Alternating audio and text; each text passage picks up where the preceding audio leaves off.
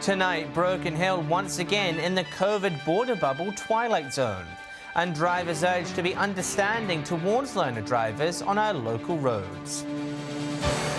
From our 7 Spencer Golf Studios, your nightly news with John Hunt begins now.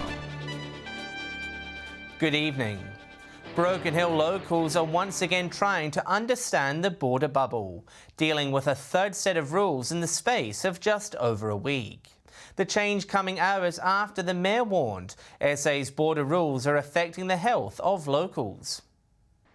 Locals taking no chances with border crossings, getting tested in the hope they'll be welcome in.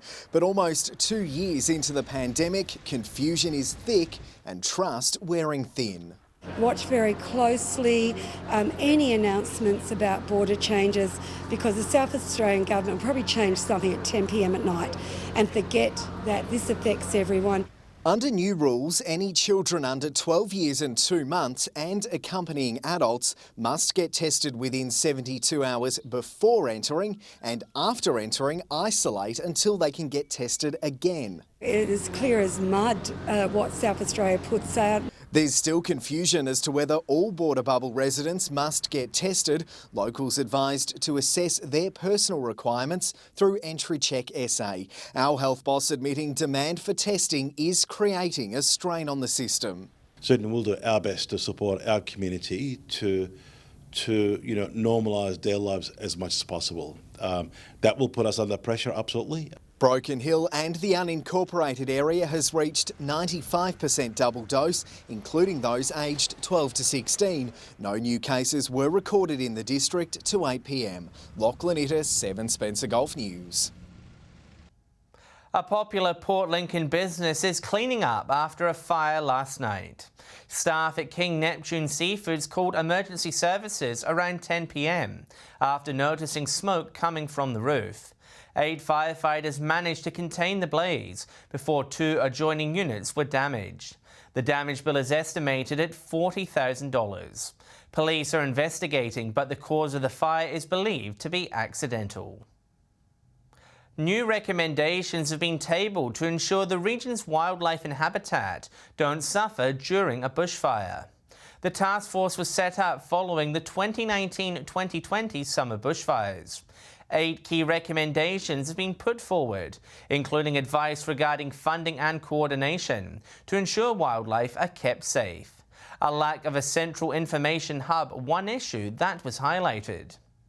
That it was often left to social media and no real centralised place for people to go to for information.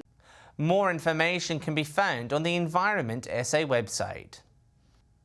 The Flinders and Upper North Local Health Network has launched a 5-year plan outlining how they communicate with clinicians. It's hoped the strategy would strengthen the delivery of health services in the region. A plan to ensure clear communication between health authorities and the region's clinicians. The Flinders and Upper North Local Health Network announcing a new clinical engagement strategy. The reason why we have an actual committed strategy is to ensure that we have a plan in place around how we involve our clinicians across all the sector. The 5-year plan ensuring clinicians have a major say in the planning, development and implementation of care and service delivery, tapping into the vast frontline experience of our local health workers. The clinicians are people that have the experience, the qualification to guide us in the needs of the community. In a statement, the Nurses Union's Elizabeth DeBars says while they support local clinicians being involved in local decision-making, they're disappointed they weren't consulted. The CEO says it's important those who work in the network have their say on the quality of care. It's been developed this year in conjunction with a whole new strategic plan. We have a consumer and community engagement, so equally like we engage with our clinicians. The full documents can be viewed on SA Health's website. Mark Zeta, 7 Spencer Golf News. An RAA survey has revealed that a concerning amount of learner drivers are victims of road rage attacks. The alarming results coming as an increasing number of learner drivers prepare to spend time behind the wheel during the summer holidays. Our roads are becoming a hostile learning environment. A new RAA survey has found that 26% of learner or provisional licence holders have been involved in road rage incidents. The motoring body calling for road users to be patient. Given that we do have summer holidays rapidly approaching, there will be more young drivers on the road and learner drivers as well. The concern prevalent in our region, with certain roads closed in Port Augusta and various upgrades taking place on local highways, the motoring body says these types of projects can confuse learner drivers. Our advice would be for all motorists to look out for them, give them plenty of space, give them plenty of time. The RAA also asking parents to acknowledge that not all escalations begin outside of the car. Their survey finding that 45% of learners said that their parents instigated the aggression. Local driving instructors say it's important for parents to show calm behaviour. Particularly for their supervising or parent driver to introduce some new techniques, prepare the learner for when they're on their Ps. Look out for each other, take your time, and especially watch out for learner drivers because they need all the help they can get on the road. Edward McCarroll, 7 Spencer Gulf News. Still to come tonight, Broken Hill residents prepare to go to the polls and choose their next council. And Eyre Peninsula farmers urged to give a little back this harvest season.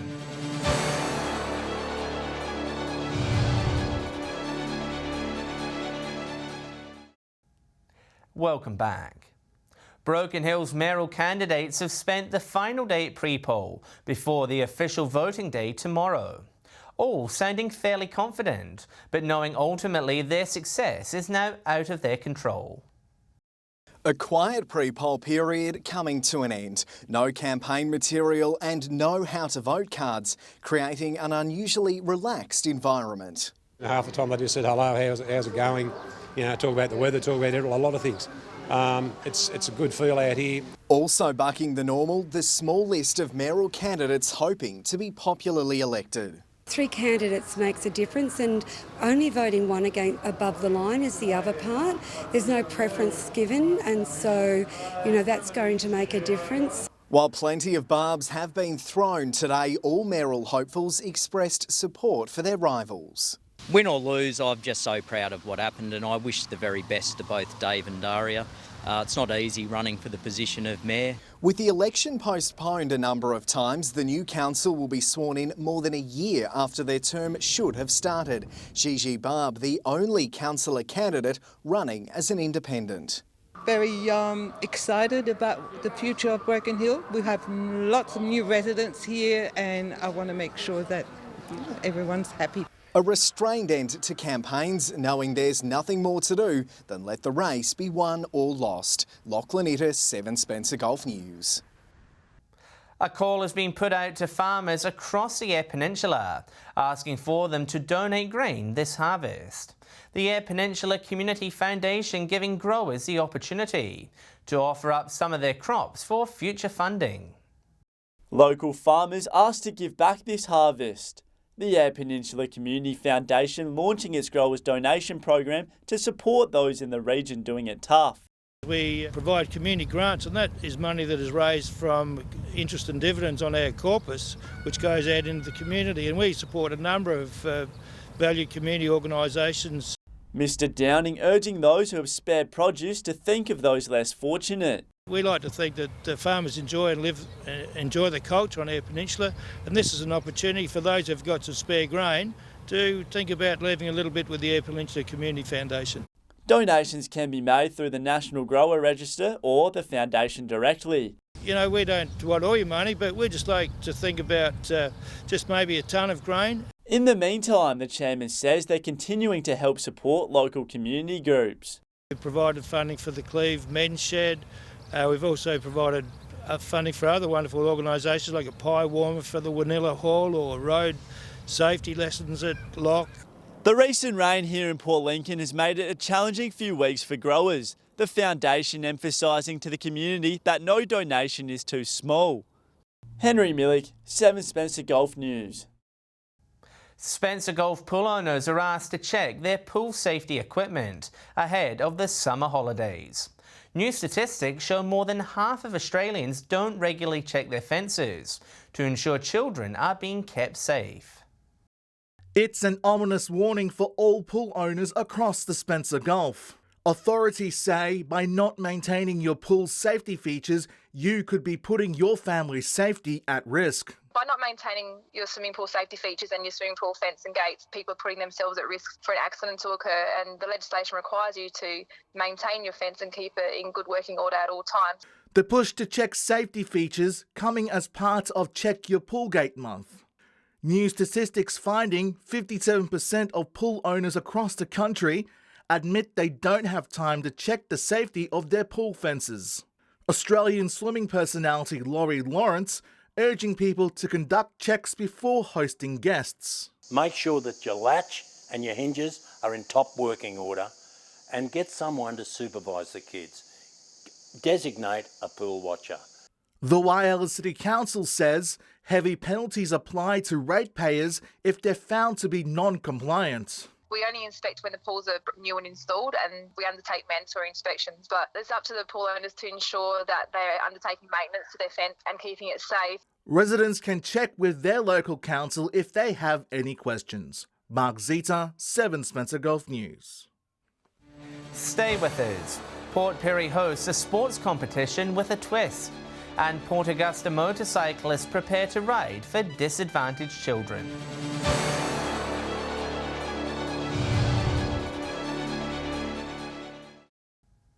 Port Pirie has celebrated International Day of People with a Disability with a Come and Try Day. Volunteers coming together to teach a variety of sports to people living with a disability, aiming to give them more opportunities in the community. It was a start fit for the Olympics. Police and ambulance officers carrying a torch to open the unique event. Students from John Pirie Secondary School and the Special School coming together for a day of sporting fun. So we've got about 40 athletes at the moment in Port Pirie that are all involved in tenpin bowling, and a lot of our younger athletes would like to broaden their experiences into other sporting programs. Focusing on giving people living with a disability the same sporting opportunities as everyone else. The event is a part of the Council's aim to be more inclusive. And that's part of the actual plan, that we start bringing an involvement thing, and the NDIS plans that are actually around the place, they're super important too, because a lot of times we need the carers to be on board to help these people get to events. The day was extra special with Pirie's Kelly Martlew sharing her story about her gold medal win at the Abu Dhabi Special Olympics. It's very good, so you make a lot of friends. Community leaders say the need for volunteers is more urgent than ever. If there is any volunteers or any people that are involved or coaches or anything that would like to get on board, just sing out to us. Christian Komenos, 7 Spencer Gulf News. 12-year-old Abby Kelly has received further recognition for her charity work, named New South Wales Volunteer of the Year. The Broken Hill school student has raised thousands of dollars for cancer research through her Crazy Socks and Bandana Day fundraisers. Not only that, she was also named Youth Volunteer of the Year. This is helping me raise awareness for everything that I stand for, everything that I'm passionate about. This is helping people be aware of these problems such as cancer. Abby hopes to go on to a career in science and help discover cures for cancer. Year 12 artists in Broken Hill have had an exciting opportunity, with their works going on display for the public. Around a dozen pieces were presented by the Regional Art Gallery at its pop-up store in the town square. Work by talented locals spanning an array of medium and techniques. It's hoped the exhibition will inspire them to pursue a career in art. I think, to see your work in a gallery context kind of changes the way you see it. The exhibition is open from 10 a.m. to 3 p.m. this weekend. The streets of Port Augusta will be lined with revheads tomorrow for the city's annual motorcycle toy run.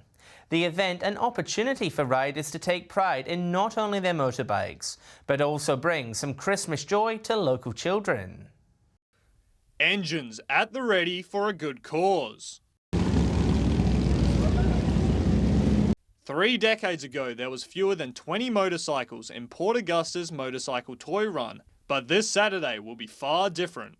Organisers expecting more than 100 riders to turn up to the pastoral lawns. They say the event is going from strength to strength. Some of these people have come from as far away as Bordertown, Port Lincoln. We always get a contingent from Adelaide. Now that's a pretty good effort.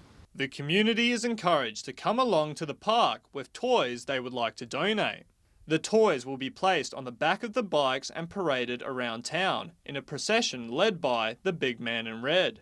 Anything that the salvos can use, it's from food to clothing, toys. It's mainly Christmas time, so it's about the kids. All donations are to be dropped off at the Salvation Army at the end of the ride. They will then be sorted by welfare agencies and distributed to disadvantaged kids. To come up here, ride around for an hour, hour and a half, have a barbie, check out everyone else's bikes, brag about your own. Edward McCarroll, 7 Spencer Golf News. Stay with us after the break. Our cricket experts will preview the weekend's local cricket action. And we'll have the weather details with Ruby Kameen.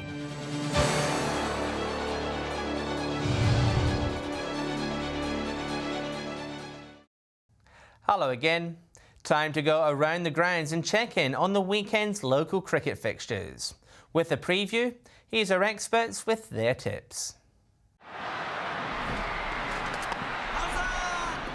Hello and welcome to round 7 of Port Pirie Cricket. Local cricket makes its return after a successful weekend for the combined side where they took out the Upper North competition. This week we see props taken on Southport on Port Oval. Both sides have had a good start to the season, and with all 4 teams locked on the same points, it's going to be a topsy-turvy finish. I'm going to tip props in that one.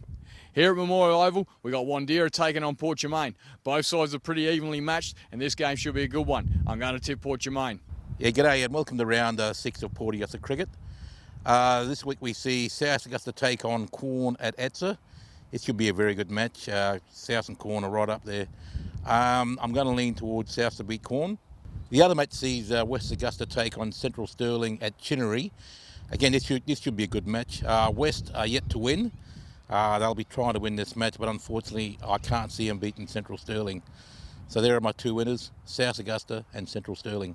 Hello and welcome back to the Wyler Cricket Association A grade for 2021-2022. The first match of this round sees West Wyler taking on North Wyler.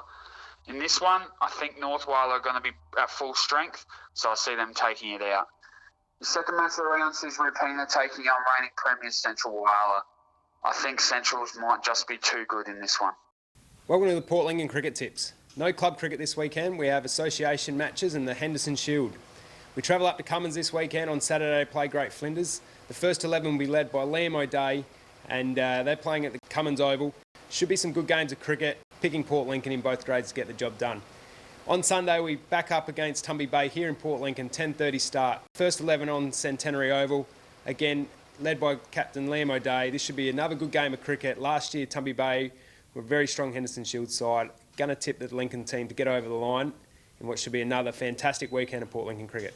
Thanks for listening to Port Lincoln Cricket Tips. Game of the round in Broken Hill cricket this weekend will be the North versus West game at the Alma Oval. North yet to reach the heights that have seen them win the last 4 premierships in Broken Hill. And I'm expecting West to possibly win this. I wasn't that impressed with North against lowly ranked South last week. In the other games, Central take on South at the Jubilee Oval. Got to select Central to win this, but the Southerners should be a lot more competitive this weekend. Time now to take a look at the weekend weather forecast. And Alex Sykes is away tonight. So coming off the interchange bench to step in is Ruby Kameen. Thanks, John, and good evening, everyone. A fairly mild spring day for most parts today. Not a bad way to end the working week. From 3 p.m, Port Augusta had an afternoon shower or two, 23. Port Lincoln was 21. Broken Hill had a sunny 28 degrees. Port Pirie and Woodner both reached 25. Whyalla was 22, 20 degrees in Kadina, a degree warmer in Adelaide, and Cooper Pedy had the top by far, 34 degrees. Taking a look at the satellite image now, patchy cloud over the southern half with a developing trough is generating an isolated shower or thunderstorm, mostly west of Adelaide. Clear skies in the northern inland with a weak ridge of high pressure. Moving on to tomorrow's weather outlook now, and we'll start with the Gulf waters. South to southeasterly winds 15 to 20 knots, seas 1 to 1.5 metres, and south to southwesterly swells 1 to 1.5 metres. A strong wind warning was issued for the far west and upper west coasts. Port Lincoln partly cloudy and 20, Cleve to reach 21, Woodner cloud clearing 29 degrees. Sunny conditions on the way, Whyalla 23, Port Augusta a max of 27, Kadina 25. Port Pirie a top of 28, Clara sunny 24 degrees, and Broken Hill to reach 29. Taking a look further through the week now, and more sun to finish off a lovely weekend. A max of 31 in Port Augusta and Woodner on Sunday, 29 in Broken Hill and Port Pirie, Kadina and South Australia's capital to hit 27, Whyalla 26, Port Lincoln to reach 21, some showers set for Cooper Pedy, a top of 24 there.